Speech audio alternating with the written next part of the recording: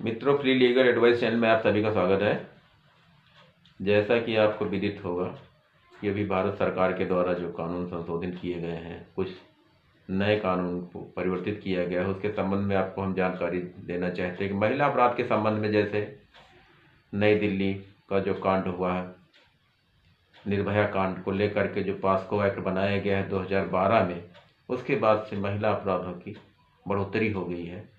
इस क्षेत्र में बहुत ही ज़्यादा अपराध कायम होने लगे हैं और हर जनपद में, यूपी लेवल में हर जनपद में महिलाओं के संबंध में कम से कम 5-5, 6-6 कोर्टें गठित की गई हैं, पास्को कोर्टें गठित की हैं, एफटीसी कोर्टें गठित की गई हैं। फिर भी जो है इसमें अपराध में दिनों दिन बढ़ोतरी होती चली जा रही है।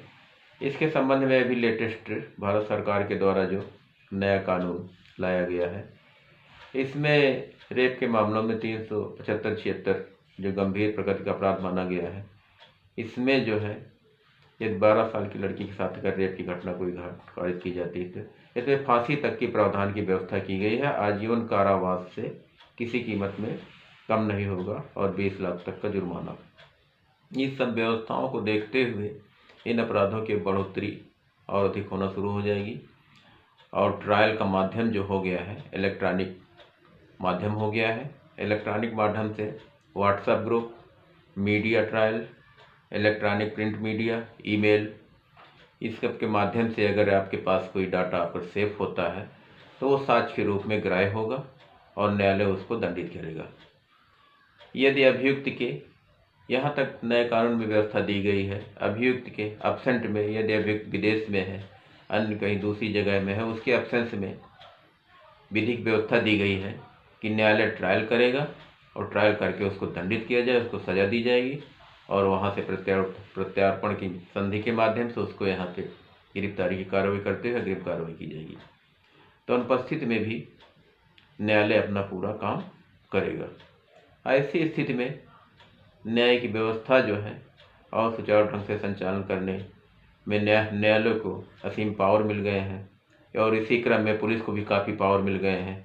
यदि पुलिस 0 FIR पे दर्ज करके कहीं भी जिस स्थल पर घटना होगी उसके यहाँ ट्रांसफ़र करके इन्वेस्टिगेशन के लिए 24 घंटे के अंदर भेज सकती है। FIR ऑनलाइन सीधे की जाएंगी। आप कहीं भी रह करके किसी भी क्षेत्र में कहीं पर भी अगर घटना होती है, घटना और कहीं की होती है, FIR कहीं भी करा सकते, 0 FIR पे दर्ज करके ऑनलाइन सीधे उस सर्किल को आप 24 घंटे के अंदर पुलिस अधिकारी को उस क्षेत्र में भेजना ही है इन्वेस्टिगेशन के लिए।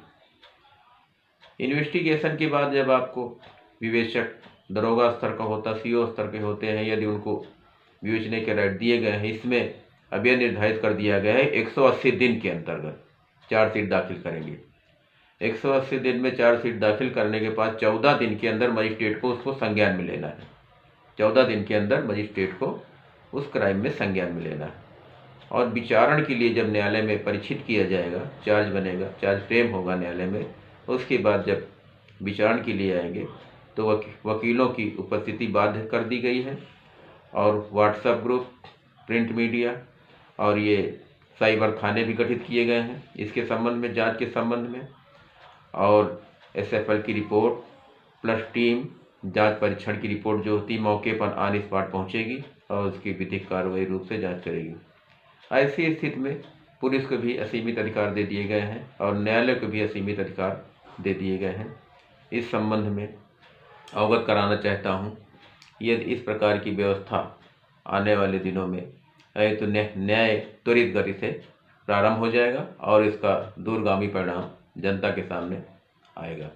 ये कानून जो नए बने हुए हैं, ये लोकसभा, राज्यसभा और राष्ट्रपति से पास होने के बाद सीधे कानून बन गए हैं और ये अमल में जनवरी माह 2024 से ये अमल में लागू हो जाएंगे।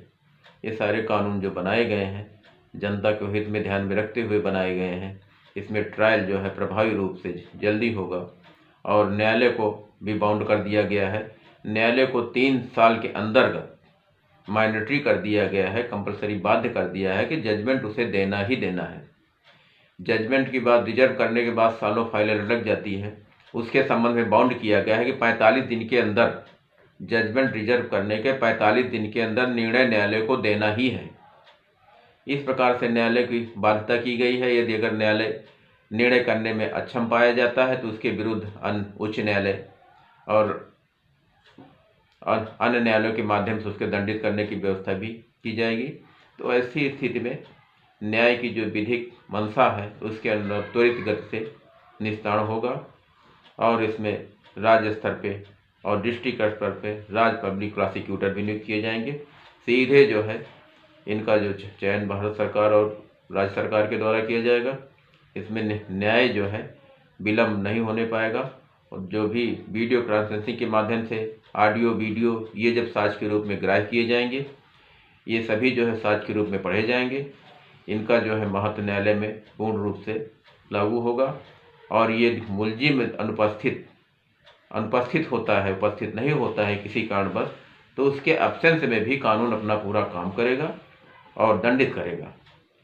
मेन अहम बिंदु यह है कि जेल रखने का प्रावधान जो है ये कम से कम किया गया है। जेल रखने का प्रावधान अगर किया गया है तो मॉब लिंचिंग जैसे अपराध भीड़ के द्वारा, उसमें भी फांसी की व्यवस्था है। रेप 12 साल की पीड़ित लड़की या रेप के संबंध में घटना घटित होती है तो उसमें भी फांसी की सज़ा की व्यवस्था की गई है। और गंभीर अपराध जैसे 302 हत्या जैसे अपराध में इसको 1 से 1 धारा में परिवर्तित कर दिया गया है। इसमें मिनिमम 5 साल की सज़ा कर दी गई है, मैक्सिमम आजीवन कारावास कर दी गई है, 20 लाख रुपए तक जुर्माने की व्यवस्था की गई है। तो ऐसी स्थिति में और इसके पहले भी न्यायालय द्वारा व्यवस्था दी गई, मान ली सुप्रीम कोर्ट के द्वारा व्यवस्था दी गई है, Anilesh Kumar versus of state Bihar के द्वारा ये निर्धारित किया गया है कि 7 साल से जिसमें कम अपराध में है उनको जेल में ना रखा जाए, उनको जो है त्वरित जो है जेल से बाहर किया जाए। तो उसके संबंध में वो अमल पे लाया जा रहा है। हमारी विधिक व्यवस्था के अनुरूप जो भी न्यायालय हैं और जिस तरीके से अगर 7 साल से कम अपराध पाए जाते हैं उनको त्वरित उसमें जमानत की व्यवस्था का प्रावधान किया जा रहा है और 2 जमानतदार दाखिल करके वो सब बाहर हो रहे हैं। तो जेल के अंदर रहने की व्यवस्था इस नई कानून व्यवस्था में कम से कम होगी। यदि मर्डर हत्या जैसा अपराध अगर करता है तो मैक्सिमम उसे 5 साल उसे जेल में रहना है। 5 साल बाद वो जेल से मुक्त हो जाएगा।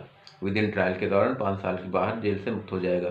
यदि सज़ा के प्रावधान में व्यवस्था की गई है, यदि सज़ा वो 1/3 अगर 1/3 अगर सज़ा जो है काट लेता है तो उसे भी जेल से मुक्त कर दिया जाएगा। तो इस प्रकार से जेल में रहने की कैदियों की व्यवस्था कम से कम हो पाएगी और अपराध जो त्वरित गति से निस्तारण में प्रभावी होगा और गंभीर अपराधों जैसे हत्या जैसे मामलों में लोग भयभीत होते थे और इस अपराध से लोग डरते थे, तो इसमें समाज में थोड़ा भय कम जाएगा। इसका संदेश जो है समाज में भयभीत कम होगा कि जब 5 साल की सज़ा की व्यवस्था की जाएगी तो समाज इससे भयभीत नहीं होगा और अपराध जो है इससे बढ़ सकता है।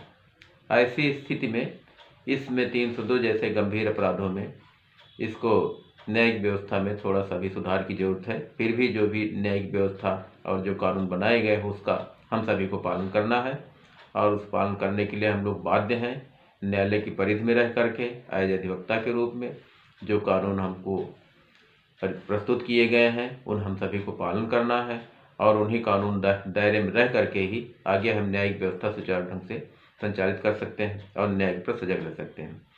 त्वरित न्याय की गति देते हुए इलेक्ट्रॉनिक मीडिया और प्रिंट माध्यम के जो भी साक्ष्य के रूप में ग्राह्य माने जाएंगे, वीडियोग्राफी के द्वारा भी साक्ष्य के रूप में ग्राह्य माने जाएंगे, ये जो साक्ष्य के रूप में ग्राह्य माने जाएंगे इसमें त्वरित जो है निस्तारण किया जाएगा। इसमें न्यायालय को जो असीम पावर होगा, एब्सेंस में भी न्याय करेगा और यदि उपस्थित होता है अधिवक्ता की उपस्थिति भी अनिवार्य कर दी गई। न्यायालय में ज़्यादा से ज़्यादा अधिवक्ता उपस्थित होकर अपने कार्य के प्रति सजग रहे और न्यायिक प्रक्रिया में सहयोग करें, न्यायालय का पूर्ण सहयोग करें और न्याय जो है त्वरित जो है प्रदान करने में अपनी जो है महत्वपूर्ण भूमिका निभाए। धन्यवाद।